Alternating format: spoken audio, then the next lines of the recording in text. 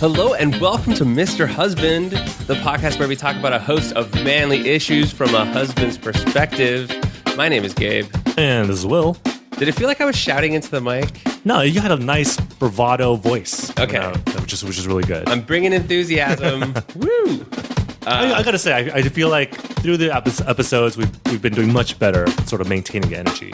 Yeah. At least starting the episodes with good energy. The cocaine helps a lot, I find. It's really great. No comment. No comment. Okay. So, topic for today's episode, Will and I were like kind of stuck. We thought we were out of husband topics, but then Will had a brilliant idea. He said, why don't we turn to Reddit? Yeah. Why don't we reach out to the Reddit community and solicit advice? Yeah. I mean, like, you and I are big fans of Reddit. I feel like we use it pretty much on an everyday basis. And I was like, oh, maybe I'll just post some stuff and see if we can get some feedback.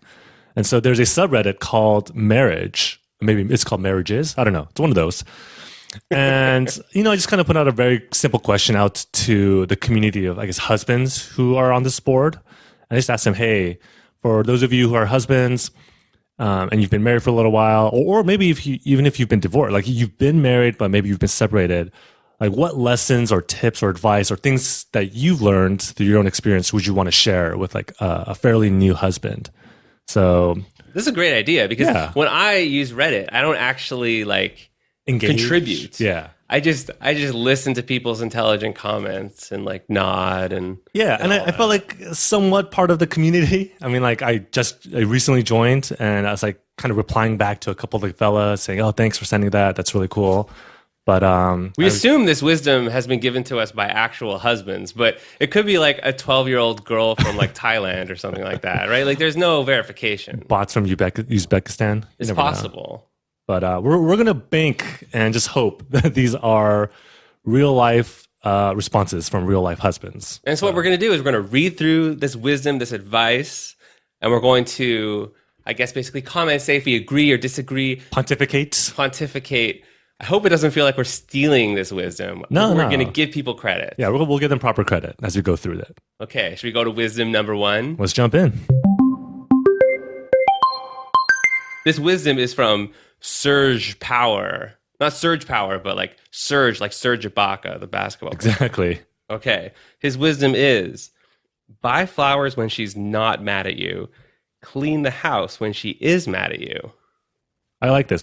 So my first reaction to this was the first one was kind of, for me, a very familiar realm to be in. Because I feel like at some point, like I have either bought flowers for Christine, or like maybe bought like just small little things just for the hell of it, right? Not when she's mad at you. Not when she's mad at me. You're just thinking, baby, I love you. Let me buy you something. Yeah, I go to Trader Joe's, buy like a little bouquet of flowers, and wham bam, thank you, ma'am. Right.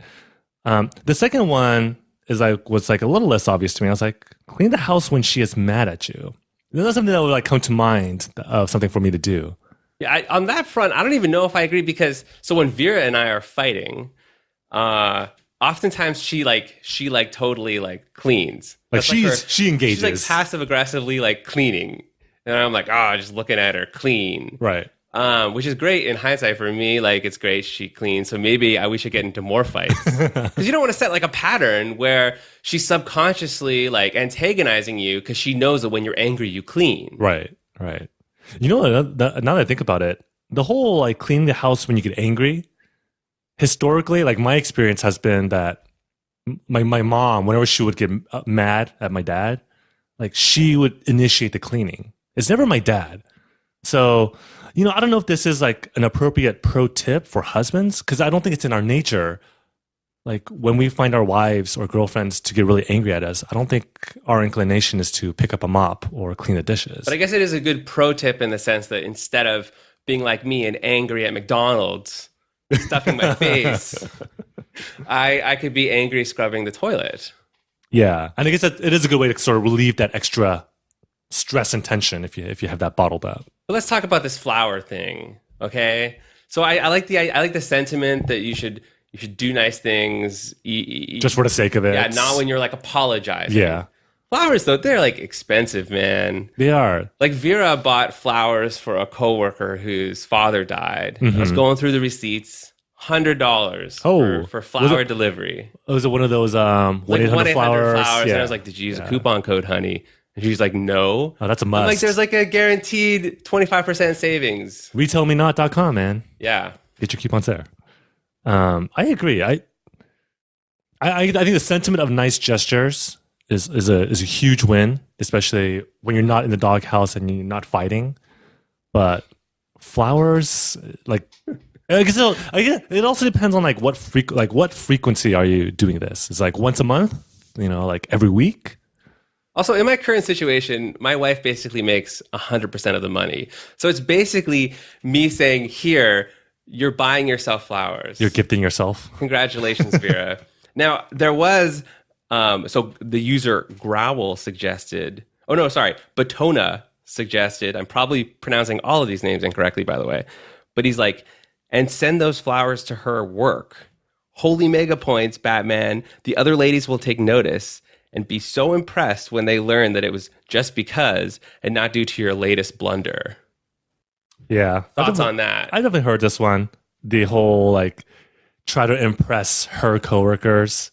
I guess maybe are you trying to sleep with the coworkers? I guess, you're not really impressing the coworkers. Yeah. But there is this, I feel like the secondary effect or intent is to kind of be a little like show-offy, right? Yeah. If you send the flowers or something to the office. Hey, girls, I got a gem of a husband. You know what I'm saying? His name's Will. Yeah. So Hands off. I like the idea. Again, the flowers thing. I feel like it feels something a little bit different. What if I just sent instead of bouquet of flowers, like just one big happy inflated balloon that says, better be a nice balloon. I love you, boo boo.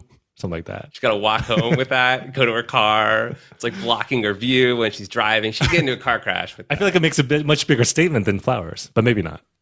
But anything, I think, any sort of gift is good. My gift would be a crisp $100 bill. Because, then she can spend what she wants with it. She'll buy herself flowers at 1-800-Flowers. The users of Reddit are shaking their heads right now in disdain. We've completely tarnished their reputation. But I think regardless, thank you, Surge Power. I think these are duly noted good sort of pro tips. Keep in mind. Likewise, it's like with giving gifts to charity. Everyone gives gifts at Christmas time. Everyone goes to the food bank and gives cans. Yeah. Why not give a can in July? Why not? Or we're in the month of August. We're rolling into September, so let's just give something in September. Let's pledge to do that. Mr. Husband will donate some cans in the month of September, just for the hell of it.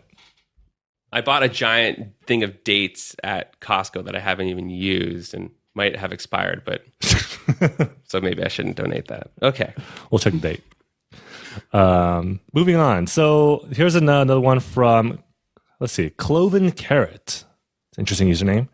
And he says, always, always, always run to the problem, never away from it. Wow. It's pretty profound. What if the problem's going to kill you?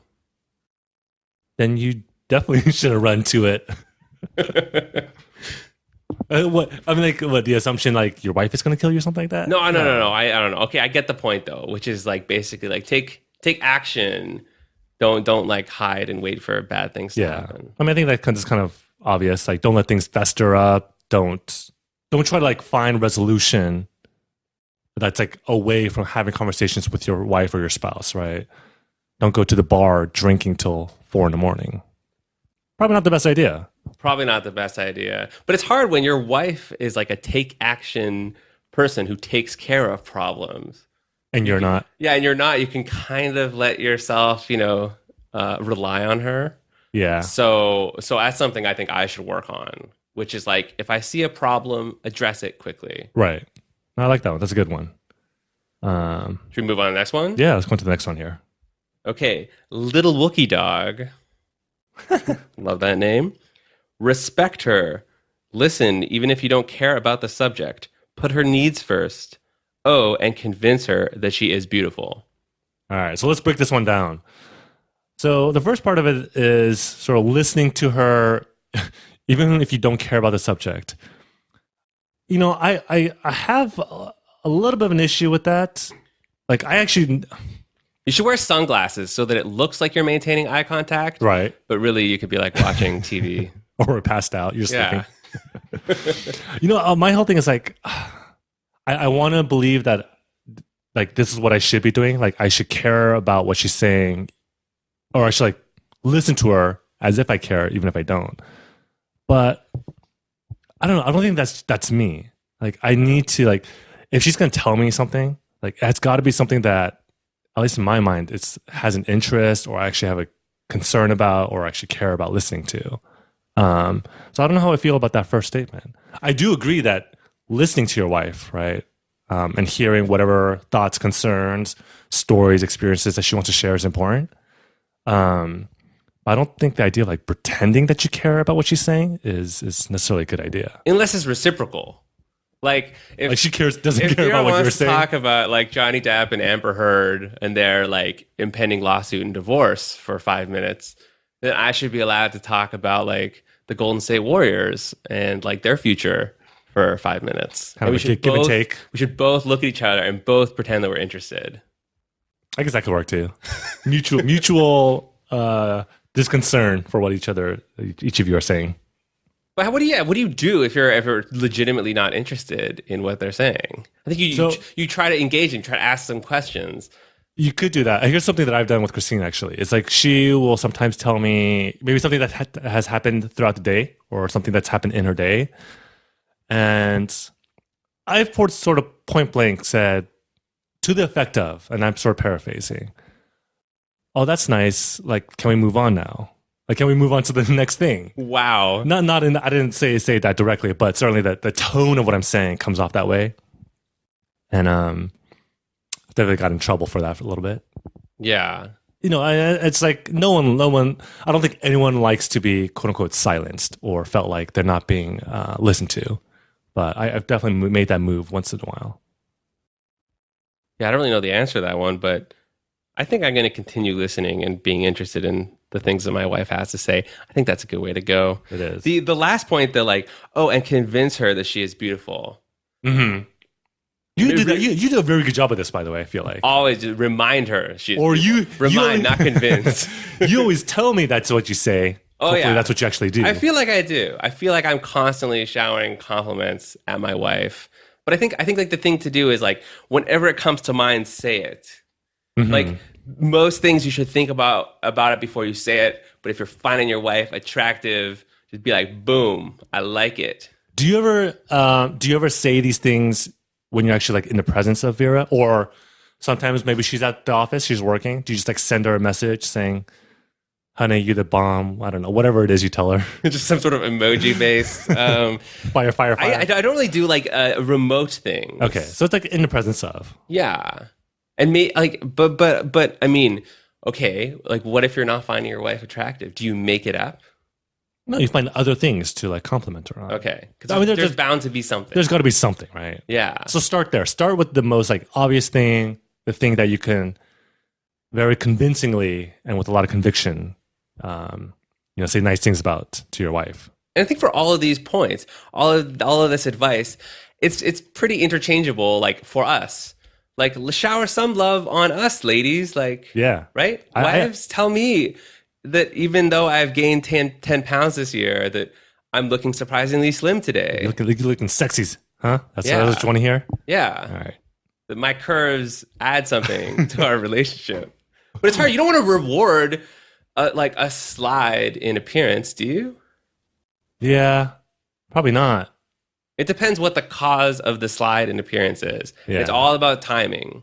It is. Like I think you want to work on positive feedback. So in a scenario where your wife was like gaining a little bit of weight, yours been gaining weight, but hey, she's pregnant, so she's gaining weight in the right way. That's a biologically, healthy response to pregnancy.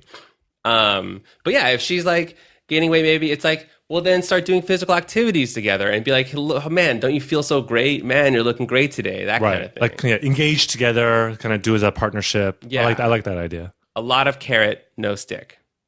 No stick. I don't know how I feel. I like carrots. I'll take the carrots. Let's move on. So here's one. I know we mentioned this username before, Batona, who, by the way, has been married for 30 years.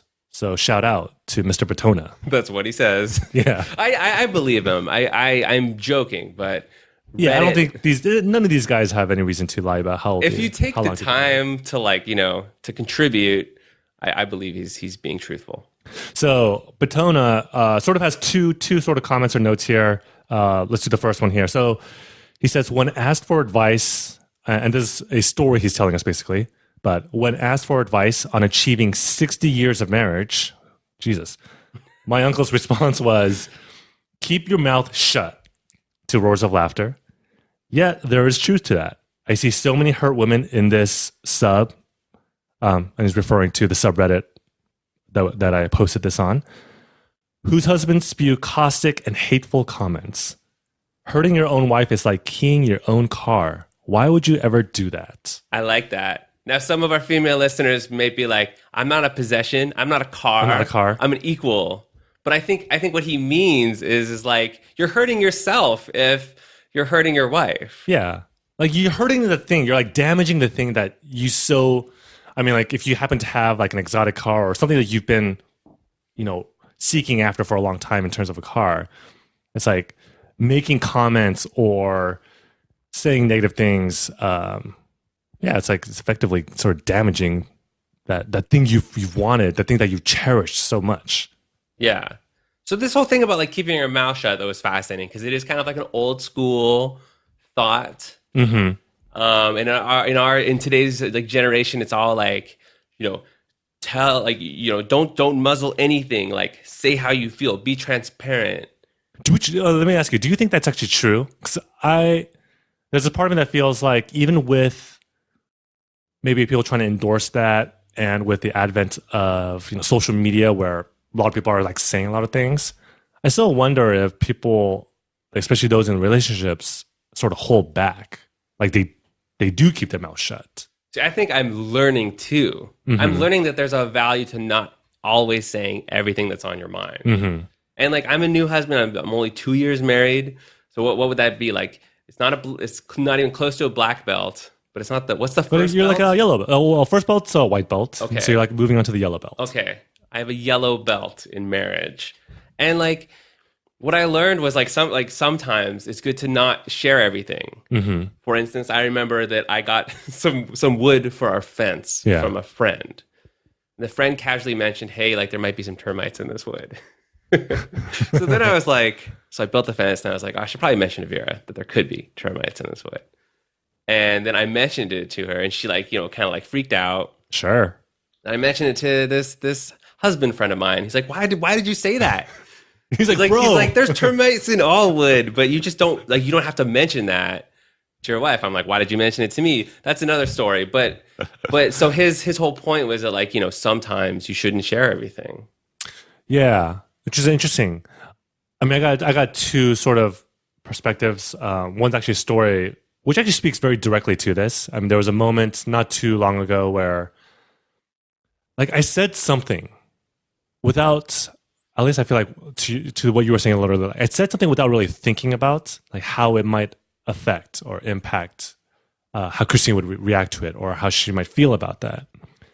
And long story short, it like hurt her feeling. Like we got into a little bit of an argument, a little bit of a conflict situation, and it's totally fine now. But I do agree that I feel like, and I think this goes both ways, by the way. Like husbands will say this to wives, maybe wives will say this to husbands, but sometimes you just got to hold back, just bite that tongue. And at the very least, if there's something you want to say or get out, like bite the tongue, think on it for maybe a little longer. And then if it's worth saying the next morning or the next day, then say it. See, that's the hardest thing, right? It's like sitting on a thought is the hardest thing, but sometimes that is a great skill. What I thought of a lot was like, the moment when our wives come home from work and they're kind of like venting or whatever. And that's a big important time to listen. But there are times when I could either stoke the fire, like I could either make her more angry or more agitated, or I could let that topic sit and move on to like our life, And it's kind of tempting to feed into the gossip or whatever. But sometimes it's good to just keep your mouth shut. Yeah, don't say anything. Let it be, is what it is, I guess. Now, Batona also had some other good advice, which I think we both really liked. Let me read it. My advice to young couples has always, sorry, my advice to young couples has been about how some people say marriage is 50-50. No, it's not. Sometimes it's 80-20. Sometimes it's 10-90. Be willing to overgive or overcontribute to your spouse when she needs it. That might mean you clean, mop, and scrub the entire house while she's tied up with something. That might also mean that she takes care of something important for you that one time when you cannot. Yeah, I like this one a lot.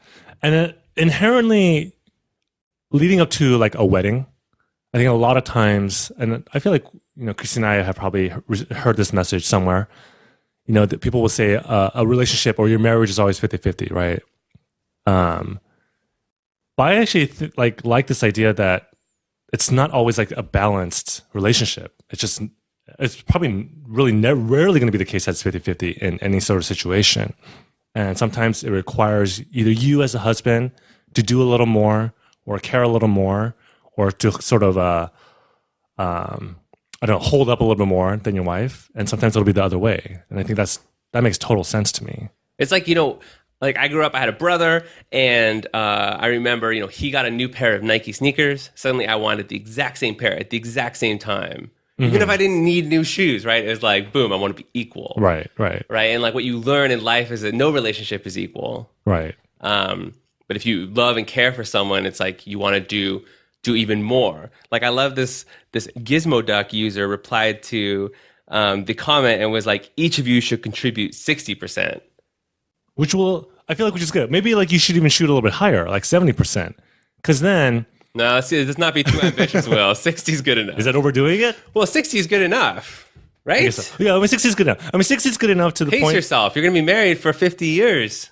Well, God willing. Okay. That'd be great. Okay, fine. Well, I feel like, if you put 70% or 75%, maybe it'll last for 70 years. But this is like, so when you start dating, like undeniably, both of you are doing 70, 80%. You're like, whatever it takes, like I'll fly across the country for you. Right. I'll clean up the house for you. Yeah. Whatever. I'll spend every waking hour with you. I love you. And then you get married. And it's like flips. And it flips and you're like, wow, I don't have to do any of this and I'm still married. Yeah. You're like, I'll do 30 and my partner will carry the rest of the weight. Yeah. It's just kind of a messed up, sort of a lopsided way to think about the relationship. But it's easy to start comparing. And like, for me, I often delude myself into thinking that I have done more than my wife. Like if I have a really hard day, it's like yesterday, we bought a new house and I was under the foundation of the house by myself alone in this house. I crawled into the crawl space. There's like literally 1.5 feet of clearance. And I am like army crawling around the foundation, measuring on this like rocky terrain. Because we need to do a foundation plan. So that was like a really hard day, but that also only took me like 2 hours. Sure. And I feel like I kind of resented the fact that like Vera didn't do this. But Vera worked a full day and like worked really hard, but in my mind, I'm like, I did 70%, she did 30%. And sometimes like we're like blind, like what we don't see is like what we don't know. And the fact that, yeah, sometimes maybe the other person is like pulling 60% or 70% of the relationship. But you yourself feel like you're doing so much more. I think sometimes maybe just having a bit of that, I don't know if a reality check's the right word, but kind of just taking a pause to really think about what is it that they're contributing or respectively that each of you are contributing. I think Vera's contributing a solid 70%. I would say so. I would say Christine, same. Yeah. Oh, good answer. Yeah. Thanks, ladies. I was going to say Christine 80%, but okay. Nice one. I like that. So here is another one from Raksha_B.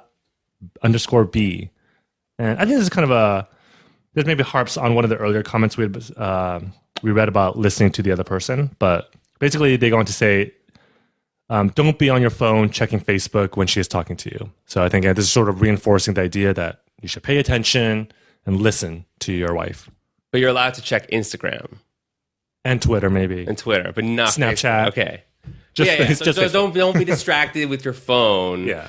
Which is obvious, but it kind of happens a lot. It does. And I kind of mentioned this very early on in one of our early recordings, but one of the things that I think Christine and I had a little bit of challenge with early on in a relationship was the fact that like she was on her phone a lot, and most of it was due to work. But even at dinners, like her phone would be out, like she'd be checking things, which, in the same way this guy's talking about Facebook, I think I consider it all the same thing. And like we had a conversation about, hey, when we're together, either having a real serious conversation and or having meals, let's just try to be very present in terms of both of us being present. So, I think this kind of is a no-brainer, but I think we all sort of need a reminder every once in a while. I think so. Should we move on to the next one? Indeed. These are hard when we have to read a long one because I feel like I don't read well. I'm like Donald Trump reading, he when he does these speeches, he just gives these like, he can only read 4 words at a time and he shouts them. Some might say that he doesn't read at all. He just speaks from the heart. Okay, so this is another one from our boy Growl. Was he the one that was married for 60 years? 30 years, right? Yeah, no. Batona. That was. Oh, okay. This is another. Well, shout out to Growl. Communication is most important. This is completely true, even though it's cliche to say it. It ties in every other thing that's important. For example, if you think sex is priority number 1 in a marriage, how are you going to make that happen if neither of you communicates your sexual needs? Communication ties into sex and any other topic that you can think of. But of course, sex, the most number important 1, topic. Numero uno. Yeah, I think I feel like I'm communicating this all the time. And we all hear it. It is a cliche, like communication's super important in a relationship. But yeah, until I read this comment, I never really thought of it in the context of what is it that you most want? Like, what is your priority in a relationship? And yeah, it makes perfect sense, actually. Like, if that's the thing you want, you have to somehow communicate it to your partner or your spouse. Maybe just text them right now. Like, about honey, sex is the most important thing to me. We need to talk about this. Yeah. But I don't want to belittle his comment because I think it's really important. All communication. And it's a total skill. You develop it over time. Yeah. And not everyone is equally good at communicating, which I think is part of kind of 7B that you could, the next comment that Will's going to read. Right. So the continuation of his statement is, in my marriage, I need a lot more quote unquote alone time than my wife does. Sometimes she tries to give me space when I don't need it, which is an unnecessary sacrifice on her part. And we need to communicate on this topic all the time. We need to communicate on this topic all the time because my alone time needs can fluctuate, often based on what's going on at work, which is an open office environment. Furthermore, if there is an upcoming situation where I can't have alone time, for example, a party with her friends, then knowing in advance tends to really help. How do I know in advance? My wife communicates it with me. So that is like that's a guy who knows himself and whose wife knows him. They probably communicate and they probably have great powers of observation. I can really identify with this because in some respects I'm like I can handle parties, like I enjoy talking to people, but it's very exhausting. And There's like a limit. It's a huge limit, and I really, really love my alone time. Like, which I think is true of like a lot of guys. Like a lot of guys will gravitate towards this idea of like husbands need their me time, their alone time, and there might be some wives out there who don't quite fully understand that or accept it, maybe. But I think part of that then is as husbands, we need to communicate. We need to do a better job of telling our wives, telling our spouses that the me time is important for us. Yeah, and I think if you do it preemptively and you kind of have a meta conversation where it's not like, hey, leave me alone right now. Mm-hmm. But at a time where you guys are like totally happy, you sit down and you're like, I've noticed a trend where our weekends feel really hectic. And like, I feel like we're doing a lot of socializing, which is great. But I'm also really missing this other aspect of my life, which is like be feeling centered and grounded. And I need a little time alone to just kind of to spend time on me, to love myself. Right. Which sounds sexual. Could be sexual, but it could also just be playing video games. Could be. So that's a good one. Here's one from a guy named W. Lantry. Willantry. Willantry. And they go on to say, the marriage matters more than either partner. It's kind of is a bit of a profound statement. Boom. Right? The marriage matters more than either partner. Not if you could just get divorced, Will. That's some old school wisdom, though, which is like start making decisions based on what's right for your marriage. Right. You can you view it as like this living organism, this entity you can observe from afar. And like it's like your feet, like you're watering the plant, you're fertilizing the plant, you're giving it sunlight. Yeah, it's like, I mean, it's kind of like you're birthing a third entity amongst the two of you, right? And yeah, why wouldn't you pay attention to that? Like when you have you have a kid, so much attention, right, and so much focus is paid towards the infant or the child. Mm-hmm. And I think maybe, if we start to look at our marriages, the actual relationship as sort of another thing that we need to nurture and take care of, then we should be putting that amount of focus and emphasis on that. It's kind of cool because it removes yourself from like, too much blame or whatever. It's like if you're looking at your marriage, okay, what can we do to improve our marriage? It's not like, Will, what are you doing wrong? Right. And you can think of it as like you guys are working on a joint project together almost, right? It's like something, what can I contribute to it, as opposed to, oh, what can Christine do better or what can I do better? So I like that. I have a suspicion Will Lantry didn't tell us how long he's been married, but I suspect he's in the upper echelon with those sorts of statements. I'm trying to think, like, what would I say? What would my piece of wisdom be? I don't know. I got nothing. Start a podcast. Yeah. Clean the dishes every once in a while. Yeah. Tell your wife she's beautiful. All things that you do. I would say make your wife lunch every day. Which I don't even do, but I've started to cut fruit consistently every day. I got to say, I followed that wisdom because you were making lunch for Vera at some point. And now I make lunch for Christine every day. I've kind of slided on that. I probably do it 3 times a week now, but whatever. We can't all be Will. The next one. Okay. So I'm going to mispronounce this probably. Kendoka X. Ding, ding, ding. I think you got it. Okay. Works for me. Treat counseling like an oil change and not an overhaul. That's a great one. And, I think, like people, like myself included, if we were having trouble, I would be like, I don't know if we should go to a counselor. It's almost like an admission of like, oh, the marriage is screwed. Like, we need outside counsel. It's a little embarrassing, maybe. Yeah. Yeah. It's kind of interesting.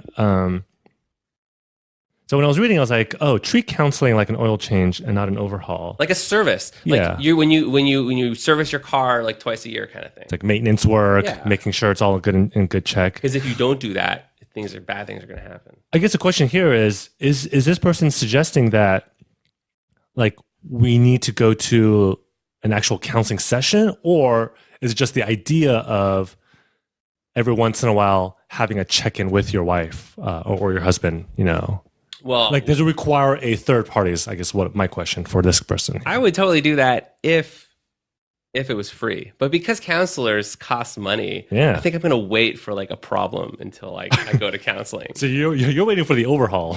But it'd be funny, right? Like, say I'm like, oh yeah, my marriage is great, like everything's awesome, which it is.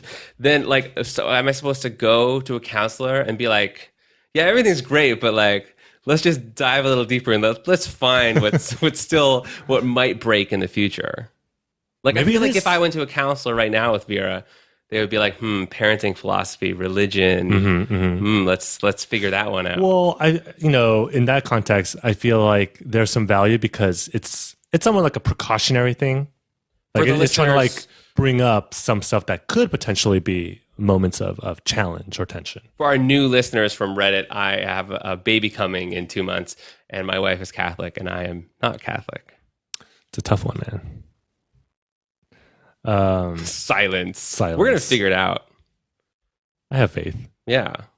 As long as we remember that marriage matters more than either partner. There you go. It's working already. Shall we move to the next one? Yeah. I think this is the last one we have on here. Number 10, right? Mm-hmm. It's a bit of a long one. Yeah. Do you want me to read it? Who read the last one? I read the last one. All right, I'll go for this one. All right, this one comes in. This one comes in from Karishber, Karish BHR. That sounds like CRISPR. CRISPR. Karish BHR says, remember that women think very differently than men. We often joke that they're quote unquote crazy when it's just the guys talking. But they, and I'm assuming when he says they mean the women, probably say the same or worse, probably about husbands or us. I think this is important because when things get bad or there are fights, many people think they'll find a partner who is perfect. And these par for the course moments wouldn't happen with someone else. That, in my opinion, is a very common reason people get divorced. Well, yeah, you're not going to find someone who's perfect. No such thing. No such thing. But I don't think. Yeah. No, there's no such thing as a perfect person out there. We already went through this. You remember, you can't find a perfect person. There's A1 for you out there and all that stuff. But in a galaxy full of infinite possibilities, maybe there's like a distant alien life form, and there's like two people in a trillions and billions of life forms, and maybe they're perfect for each other. Maybe. If you had come across, But Vera and I aren't perfect for each other. Yeah, but we're pretty good. You're pretty damn close, like 99.9%. Let me ask you: if an alien came from outer space and happened to be the perfect match for you, but I told you that they had like 6 legs, I thought you were gonna say like male genitalia. Yeah, well, maybe in that. I don't know. If they were the perfect match, I would love those 6 legs. I would be like, give me some of those 6 legs and goodbye, Vera. Because Vera and I aren't 99% perfect. I think actually a good point is like maybe we're like 90% perfect for each other. Mm-hmm. And you just kind of, you learn to work with the things that don't necessarily match perfectly. Like that's life. Yeah. Like working with the 10%. That's what the relationship is all about. I agree. But I do like the point that like, so I'm gonna Growl, the user Growl, replied to this guy and was like, it's not necessarily a gender divide, but I agree with you. Crazy is often code for that particular thing that doesn't happen to bother me, so I've decided not to empathize. So it's like, Vera might be doing something like maybe for Vera, it is like the worst thing in the world to leave a dirty dish in the sink. Mm-hmm. Why didn't you just continue cleaning it and put it in the dishwasher, Gabe? Mm-hmm. Right? Maybe she says that. Maybe. And I could be dismissive and be like, Vera would be crazy. Right. Like, what's wrong with a single dish in a sink? Right. It's never killed anyone. Yeah, I'll just get to it tomorrow. Right? But maybe I should empathize and be like, wow, this is actually something that's like really important to her. And even though I can't relate in any sort of way, her happiness seems to really be affected by this. So I'm going to make a little bit of a sacrifice, and I'm going to make sure that there's no dirty dishes in the sink. So would you say like, the moments where we think our wives are quote unquote crazy, we should actually interpret that as code for, wow, that thing that we think she's crazy about is something that's really important to her. Is that how we should like sort of translate these crazy moments? Well, it's hard because like, what if it's true craziness? Yeah, that was what I was like, what if there's it's like clinically, she's like, got tinfoil on her head. Like, I don't know if you should just be like, everyone's right. There's no wrong. Barring that, the clinical, the obvious crazy, but I think the key is empathize. Try to understand and talk through when you don't understand. Don't just be like, that woman crazy. She's crazy. Maybe we should throw out that terminology altogether. This She's applies crazy. Both ways, right? Pretty much all of this advice applies both ways. Yeah. By the way, I think men say women are crazy. Like they'll say like, oh, she's crazy. I don't know that women or wives say the same thing about men. I think. What would they say? I think women and wives might say, oh, men are like dumb. Like he's silly. Like he's so stupid. He's so stupid. But I don't think women would never say he's so lazy. Man, crazy. Yeah, maybe crazy isn't part of the vernacular. Yeah. But they're all code words for other things. Yeah. I just want to make sure that men aren't, it's I want equal blame. Equality for all, please. That kind of wraps up all the wisdom, Will. It does. So thank you to all the respondents on Reddit who gave us their notes, their tips, their advices. I want to do this again. Yeah. We should just find like all the other subreddits and other like Reddit type platforms where we can just post these sort of questions. It's very great and a bit of an honor that people would take the time to give us some wisdom. Yeah. So big ups, shout outs to all these people again. And I know that you and I actually talked, like, kind of being inspired by this idea of actually, one of the things I think for us is to come up with interesting ideas to talk on a weekly basis. Mm-hmm. And we said at the top of this show that we had difficulty coming up with something for today. And so we're kind of leaning on the good folks of Reddit, but we would love to hear from you, the listeners. What are some of the things that you want us to talk about? Tell us what you want and we will give it to you. And you can tell us in various forms. We'll give you our email, which is mrhusbandemail@gmail.com. Get a pen out. Mm-hmm. You could also just find us on Facebook at The Mr. Husband. Or you can send us snail mail somehow. A crow, like a carrier pigeon. A raven, that's what I was looking for. Or you could send a raven. Just let it fly by the West Adams airspace here. Yes. And we'll call it in. Yeah. But we're Los Angeles based. The best way, email or leave a note on Facebook. But we want to hear from you guys. Yeah. And thank you much for your valuable time. Are there any other announcements? I'll just say that we are growing. This podcast is kind of growing, and we're not great yet, but we're getting better, which is really cool. It's really cool to start at like horrible, and now we're like tolerable. Acceptable. We have acceptable. officially graduated. Acceptable. We've officially graduated to acceptable. I'll take it. That's huge. Like we're on our way up. Watch out, This American Life. We're coming for you. Awesome. Oh, that's pretty crazy. That's what, you calling me crazy? That's like, what did we just talk about? I mean, This American Life is anyway crazy. Okay, I'm gonna sign off. All right. Until next time, peace out, husbands and wives, and use your turn signals when you're driving. Oh yeah, Will says this every time now, and I think I should come up with like some piece of wisdom as well that changes each time. So I'll say, and don't use the word crazy. Booyah.